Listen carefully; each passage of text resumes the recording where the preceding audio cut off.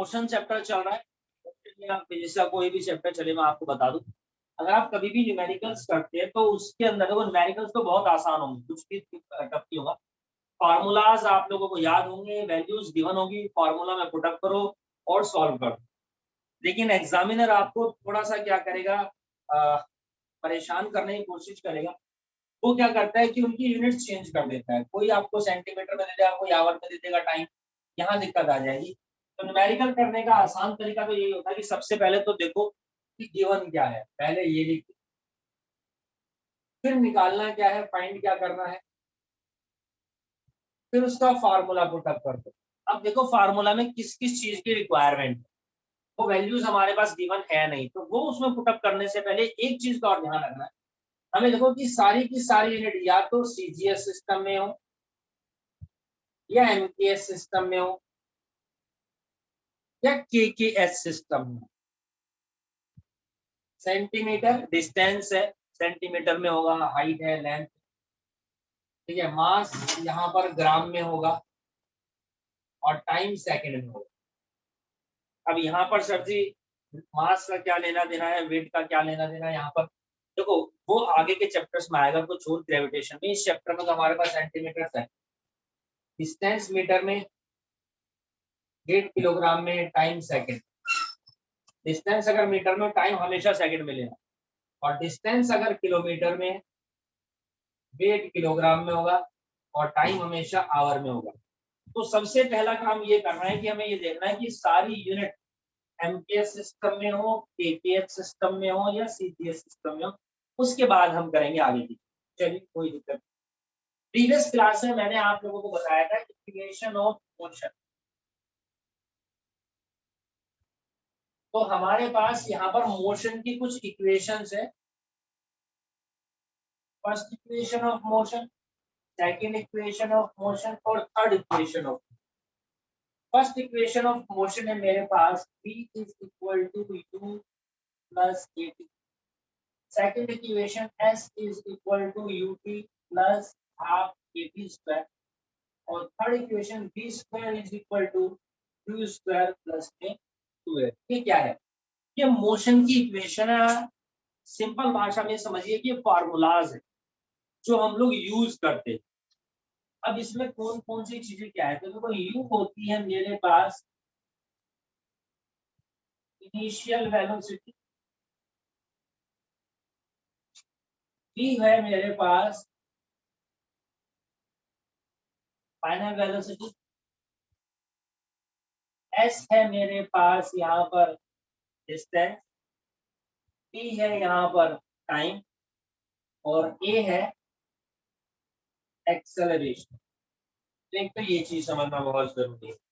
अब हम यहाँ पर मोशन की इक्वेशन के बारे में बात करेंगे, लेकिन मोशन की इक्वेशन के बारे में बात करेंगे तो इनको डिराइव करके दिखाएंगे कि फार्मूला कैसे बनेगा। There is a derivation of this formula. इन फार्मूलाज की यहाँ पर क्या है बच्चों, डेरिवेशन है जो एग्जाम में पूछी जाती है, और वो भी ग्राफिकल मेथड से, समझे? वो भी यहाँ पर ग्राफिकल मेथड से इसकी डेरिवेशन आएगी। तो मैं आपको वो समझा देता हूँ। सबसे पहले हम ग्राफ समझेंगे, उसके बाद मोशन की इक्वेशन करेंगे, ठीक है? मान लो कि मेरे पास एक वेलोसिटी टाइम ग्राफ,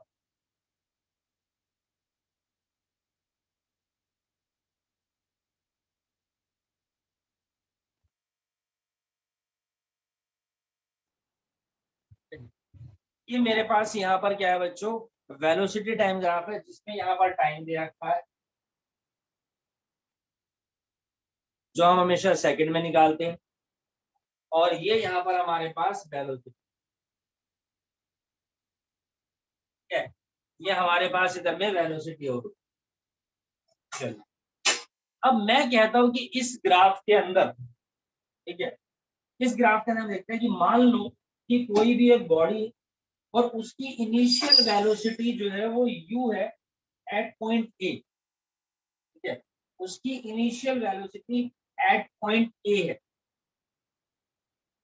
ये ओ है, और इनिशियल वेलोसिटी पॉइंट ए यानी ये, तो यहाँ से यहाँ तक की इनिशियल वेलोसिटी हो गई मेरे पास दिस इज द, तो O is the initial velocity, समझे?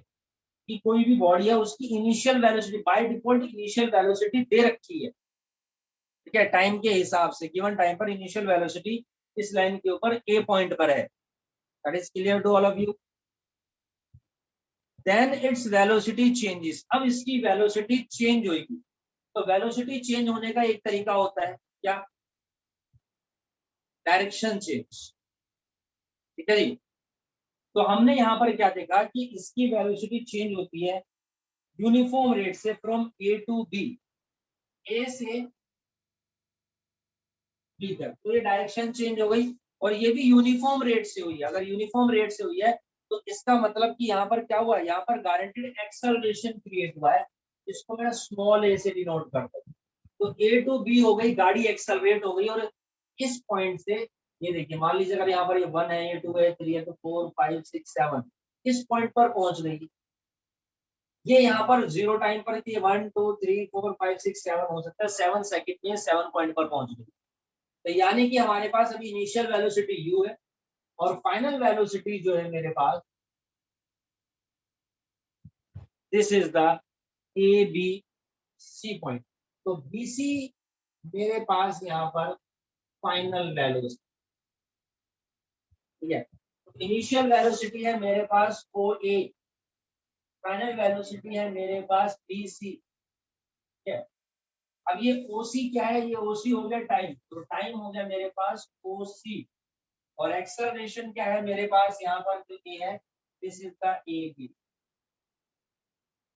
और अगर मैं डिस्टेंस के बारे में बात करता कितना डिस्टेंस कवर हुआ है, तो ध्यान से देखिए, यहाँ से यहाँ फिर यहाँ फिर यहाँ, इस तरीके से। तो ये जो फिगर है यही मेरा पूरा डिस्टेंस है ओ ए बी सी, बिल्कुल बिल्कुल, ठीक है।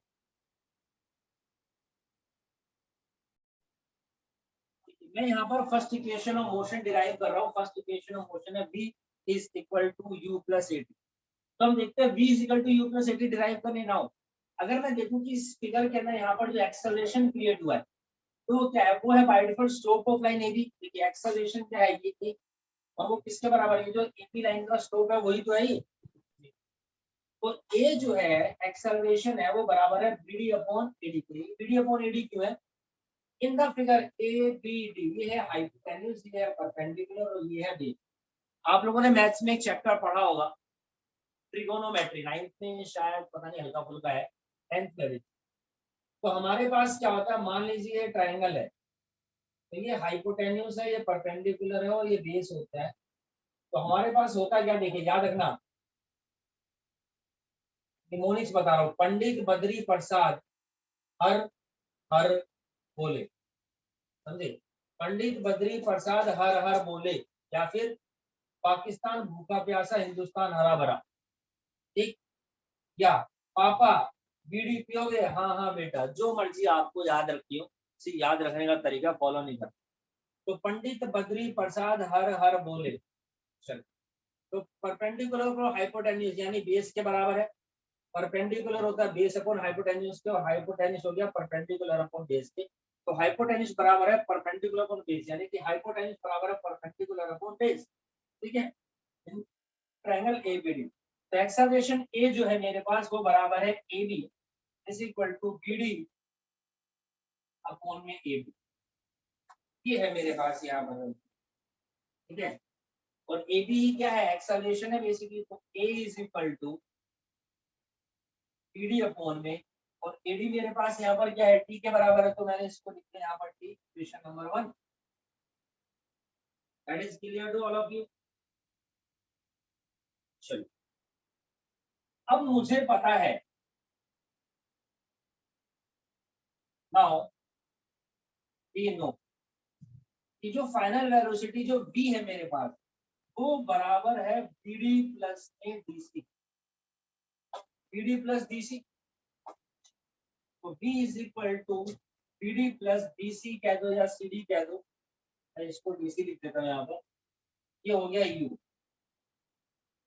ठीक है, क्योंकि डी सी मेरे पास यहाँ पर u के बराबर है, ठीक है। अब यहाँ पर मैं देखता हूँ therefore bd is equal to 80, ये है इक्वेशन नंबर 1, ये equation number 2। Now by putting equation 2 in equation equation 1 in equation 2।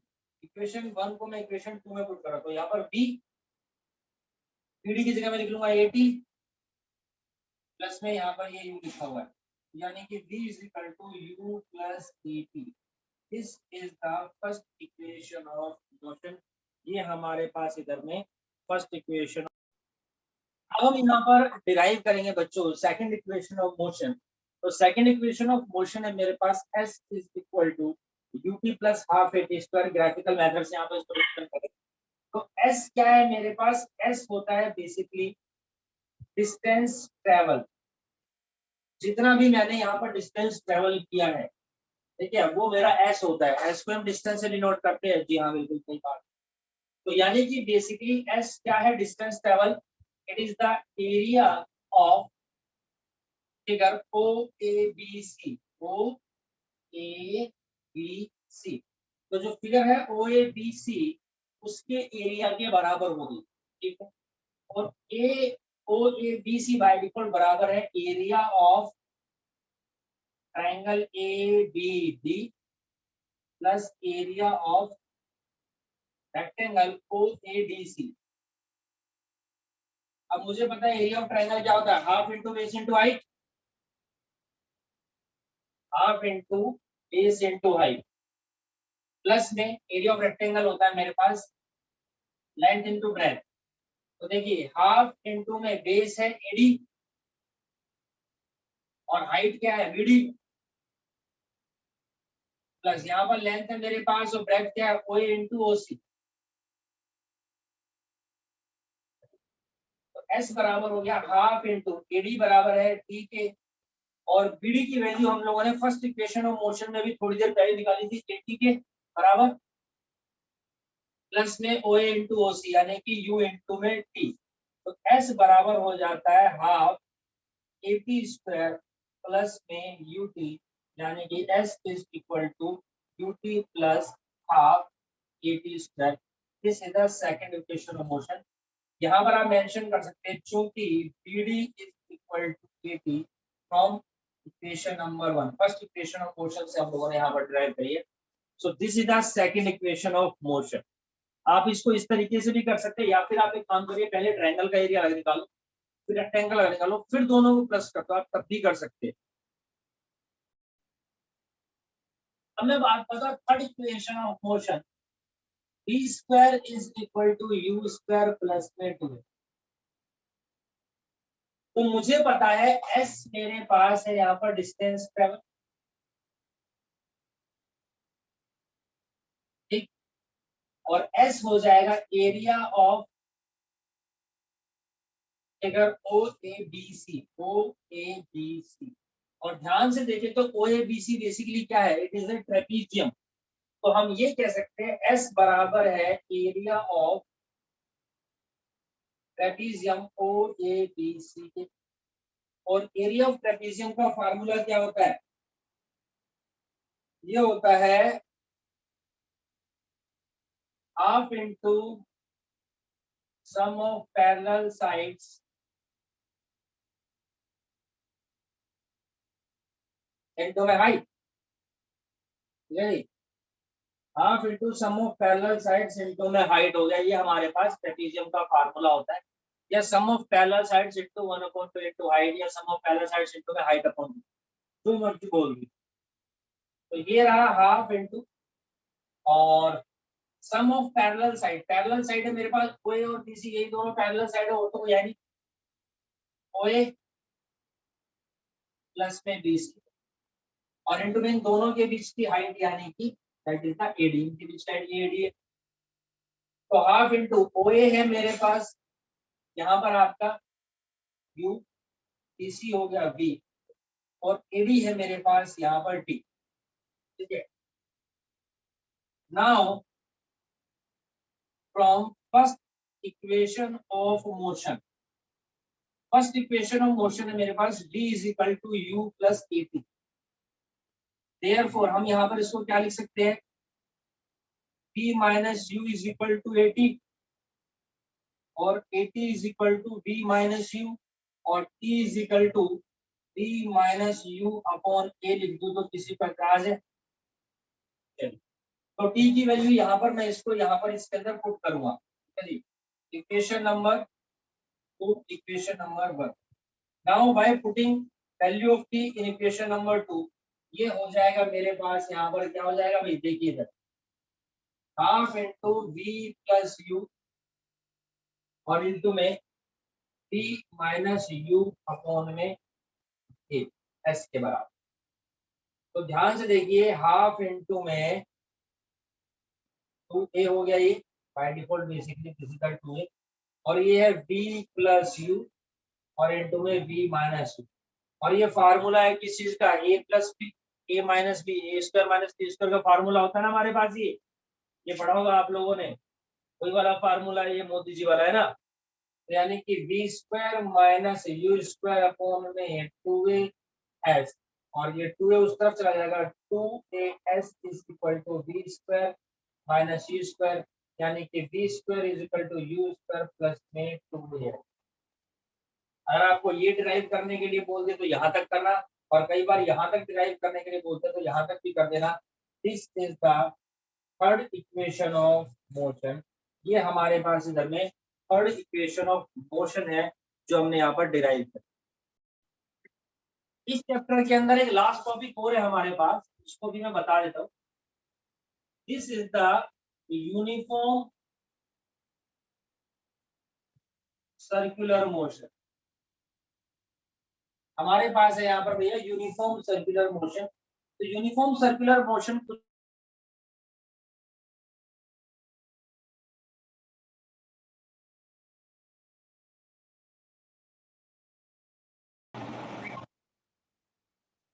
ठीक है जी, तो ये है हमारे पास इधर में यूनिफॉर्म सर्कुलर मोशन। तो इस यूनिफॉर्म सर्कुलर मोशन के अंदर हमने यहाँ पर क्या देखा भाई, अगर कोई भी आपका सर्कुलर मोशन में कोई भी चीज रोटेट हो रही है, ठीक है, जैसे आर्टिफिशियल सैटेलाइट्स होते हैं यूनिफॉर्म सर्कुलर मोशन में, अर्थ के चारों तरफ है, मून अर्थ के चारों तरफ घूम रहा है ना, या जो एथलीट्स होते हैं, साइकिलिस्ट होते हैं, सर्कुलर ट्रैक पर मूव कर रहे हैं, यही है।